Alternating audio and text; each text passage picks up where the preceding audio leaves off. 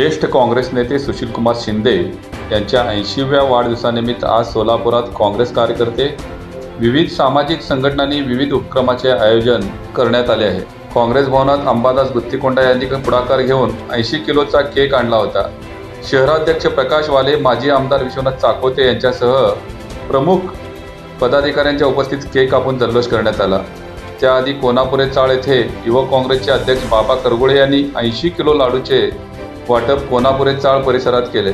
7 रस्ता येथील पेट्रोल पंपावर नगरसेविका फिरदौस पटेल व शौकत पठाण यांनी पुढाकार घेऊन सुशीलकुमार नाव असलेल्या व्यक्तींना 501 रुपयाचं पेट्रोल देण्याचा उपक्रम पार पाडला. सकाळी अनेक सुशीलकुमार स्वतःचं ओळखपत्र घेऊन पेट्रोल पंपावर आले होते. काँग्रेस भवनात सुशीलकुमारांचं चित्र असलेली भव्य रांगोळी घालण्यात आली होती. तर पाहूया सुशीलकुमार शिंदे यांच्या वाढदिवसानिमित्तची काही क्षणचित्रे.